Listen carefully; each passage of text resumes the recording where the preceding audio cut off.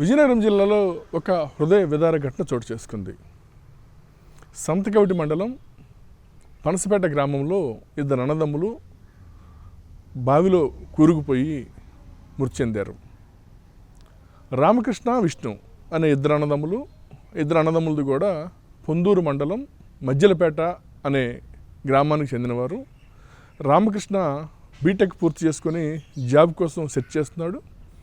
Vishnu degree పూర్తి చేసుకొని రీసెంట్గా అగ్నివీర్ సెలక్షన్స్లో సెలెక్ట్ అయ్యి ఆర్మీలో జాయిన్ అయ్యేందుకు అతను వెళ్ళటానికి సిద్ధంగా ఉన్నాడు. ఇప్పటికే 2 నెలలు పంజాబ్లో ట్రైనింగ్ తీసుకున్నాడు. ట్రైనింగ్ అనంతరం ఇంటికి వచ్చి ఒక 4 రోజుల నుండి వెళ్ళి జాయిన్ అవుదామనే అనే క్రమంలో ఈ ప్రమాదం చోటు చేసుకుంది. విష్ణుకి జీవితకాల కోరిక ఏంటంటే ఆర్మీలో నేను సేవ చేయాలి, ఆర్మీ సర్వీస్ చేయాలి, దేశానికి ఏదోటి చేయాలి అనే ఒక దృఢ సంకల్పంతో విష్ణు ఉన్నాడు. అందుకే ఏ ఇంజనీరింగ్ సైడ్ కానీ ఇంకే సైడ్ వెళ్లకుండా డిగ్రీ పూర్తి చేసుకొని అతని యాంబిషన్ అతను అగ్నివీర్ రూపంలో నెరవేర్చుకోవడానికి సిద్ధమయ్యాడు. అలాగే సెలెక్ట్ అయ్యాడు. ఇంకొక 4 రోజుల్లో అతను జాబ్లో కూడా జాయిన్ అవుతాడు. ఆ యూనిఫామ్ వేసుకోవాలని కళ అతనికి. ఆ కళ నెరవేరే క్షణాలు దగ్గరలో ఉన్నాయి. అందరూ కూడా ఆనందంలో ఉన్నారు.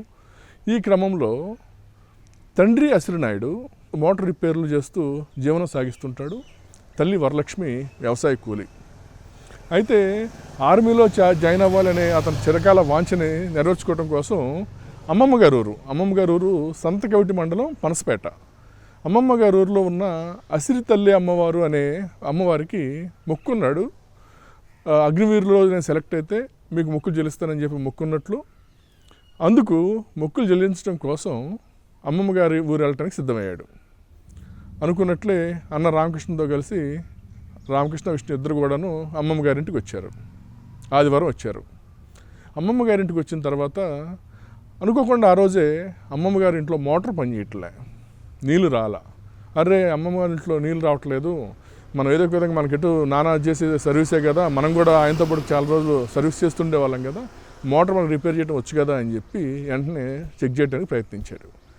తమ్ముడు విష్ణు ముందుగా వెళ్ళి అమ్మమ్మ గారి ఇంటి దగ్గర ఉన్న నందబావిలో ఉన్న మోటార్ బయటకు తీసి రిపేర్ చేయాలని చెప్పి బావిలోకి దిగాడు.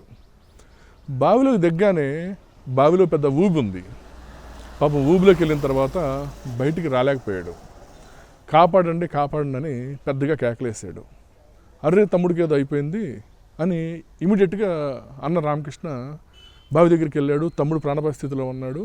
అరే నేను ఏదో ఒక విధంగా కాపాడాలని చెప్పి అన్నయ్య రామకృష్ణ కూడా నూతిలో దిగాడు. పాపం ఆ ఊబిలో రామకృష్ణ కూడా కూరుకుపోతానని రామకృష్ణకు కూడా తెలియదు. అతను కూడా తమ్ముడు ప్రాణాలు ఎట్లయినా కాపాడాలి అని దిగాడు. పాపం రామకృష్ణ కూడా ఊబిలో కూరుకుపోయాడు. వితిన్ 5 minutesలో ఇద్దరు ఊబిలో కూరుకుపోయి ఊపిరాడక మృతి చెందారు. రామకృష్ణకి 23 ఏళ్ళు, విష్ణుకి 21 సంవత్సరం. వీళ్ళిద్దరూ కేకలు విన్న అక్కడే ఉన్న తాతయ్య, అమ్మమ్మ ఇద్దరు కేకలేయడంతో స్థానికులు అందరూ వచ్చారు. స్థానికులు వచ్చి వాళ్ళు కాపాడదామని చెప్పి చూస్తే అప్పటికే వాళ్ళు ఊబిలో కూరుకుపోయి మృతి చెంది కనిపించారు. వెంటనే పోలీసులకు సమాచారం ఇవ్వటం, పోలీసులు వచ్చి ఎన్డీఆర్ఎఫ్ బృందాలతోటి మృతదేహాలు వెలికి తీయటము ఇవన్నీ కూడా జరిగినాయి. విషయం తెలుసుకుని వచ్చిన తల్లిదండ్రుల అసలు వాళ్ళ బాధ వర్ణనాతీతం. ఎందుకంటే చేతికి అందొచ్చిన పిల్లలు ఇంకెన్ని సంవత్సరాలు ఈ మోటార్ రిపేర్ చేసుకొని కుటుంబాన్ని పోషించాలి, ఎన్ని రోజులు వ్యవసాయ కూలీగా జీవనం సాగించాలి, పిల్లలు పెద్దోళ్ళు అయ్యారు, ఇక మా కష్టాలు తీరుతున్నాయి, చిన్న అబ్బాయికి అనుకున్నట్టే ఆర్మీలో ఉద్యోగం వచ్చింది, కొంతవరకు మాకు కుటుంబానికి చేదోడు వాదోడుగా ఉంటాడు, దేవుడి దయ వల్ల పెద్ద అబ్బాయికి కూడా ఉద్యోగం వస్తుంది అని అంటున్నారు, ఆ అబ్బాయి కూడా ఉద్యోగం వస్తే ఇక మా కష్టాలు పోతున్నాయి, చేతికి అందొచ్చిన పిల్లలు కళ్ళ ముందు కనపడుతున్నారు, చాలు మా జీవితానికి ఇంక ఇది అని ఎంతో ప్రేమగా ఎంతో ఆనందంగా ఉన్న ఆ కుటుంబంలో ఒక్కసారిగా విషాదం చోటు చేసుకుంది. అసిరి తల్లి అమ్మవారు మొక్కు చెల్లించడానికి వెళ్ళి అమ్మమ్మ గారి ఇంట్లో చనిపోవటం ఏంటి? అసలు ఇది చూసి ఈ 2 గ్రామాల ప్రజలు కూడా కన్నీరు మున్నీరుగా వెలిపిస్తున్నారు.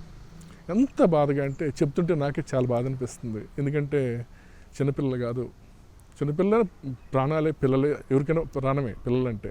కానీ చేతికి అందొచ్చిన పిల్లలు అల్లారు ముద్దుగా పెంచారు, బాగా చదివించుకున్నారు, తండ్రికి చేదోడు వాదోడుగా ఉండేవాళ్ళు. ఎప్పుడు కూడా ఖాళీగా ఉన్నప్పుడు ఫ్రెండ్స్తో ఆడుకోవటం ఇట్లా చేసేవాళ్ళు కాదు వాళ్ళు. తండ్రితో పాటు ఆయన ఎక్కడైనా మోటార్లు రిపేర్ చేయడానికి వెళ్తే వాళ్ళతో వెళ్ళటము, లేకపోతే ఇంట్లో ఏదైనా పని చేస్తుంటే ఆయనకు సహాయం చేయటము, తల్లితో కబుర్లు చెప్పటము, ఇవే చేసేవాళ్ళు. ఇద్దరు అన్నదమ్ములు కలిసిమెలిసి ఉండేవాళ్ళు, సరదా గడిపేవాళ్ళు. గ్రామస్తులు తట్టుకోలేకపోతున్నారు. ఇలాంటి రామలక్ష్మణులు లాంటి అన్నదమ్ములు ఒకేసారి అలా చనిపోవటం ఏంటి, అరే తమ్ముడు కోసం తమ్ముడు సహాయం చేయబోయి అన్న చనిపోవటం ఏంటి అని అసలు నిజంగా చెప్పలేని విధంగా పరిస్థితి ఉంది. మరోవైపు చూస్తే తండ్రి అసిరినాయుడు, తల్లి వరలక్ష్మి పరిస్థితి అయితే చూడలేకపోతున్నాం. ఏడ్చి సృహ తప్పి పడిపోయారు. ఎంతమంది వాళ్ళని వదలుద్దామని ప్రయత్నించినా వాళ్ళ గుండెలు పగిలేలా రోధిస్తున్నారు తప్ప వారిని కంట్రోల్ చేయలేకపోతున్నారు. అంత బాధాకరమైన పరిస్థితి కనిపిస్తుంది. నిజంగా అంటే ఈ విధమైన కష్టం రావటం అనేది ఎవరు జీర్ణించుకోలేకపోతున్నారు. సో అందుకే నేనేమంటానంటే, చిన్న జీవితం ఈ మధ్య ఒక సినిమాలో ఫేమస్ అయింది కదా, మళ్ళీ పుడతామేంటి ఇలాంటి సంఘటనలు చూసిన తర్వాత అయినా చిన్న స్వార్థాలు, చిన్న మనస్పర్ధలు పక్కన పెట్టి బతుకున్నంతవరకైనా బంధాలు అనుబంధాలతోటి కలిసిమెలిసి జీవించటం, సరదాగా గడపటం, ఒకరి కష్టాల్లో ఒకరు పాలు పంచుకోవటం, ఒకరి ఆనందంలో మరొకరు పాలు పంచుకోవటం, ఇది జీవితం. ఈ చిన్నపాటి జీవితం ఏ క్షణానికి ఏం జరిగిద్దో తెలియని ఈ జీవితాలకి మనస్పర్ధలతోటి, ఆవేశాలతోటి, ఒకరి మీద ఒకరు పగల పెంచుకొని, అసూయ ద్వేషాలు పెంచుకొని మానవత్వం లేకుండా ప్రవర్తించడం కన్నా బతుకున్నంతవరకైనా బంధాలు, అనుబంధాలు, ఆప్యాయతలతో బతికితే కొంతైనా జీవితానికి సార్థకత ఉంటుందని నాకు అనిపిస్తుంది. మీరేమంటారో కామెంట్ బాక్స్లో కామెంట్ చేయండి.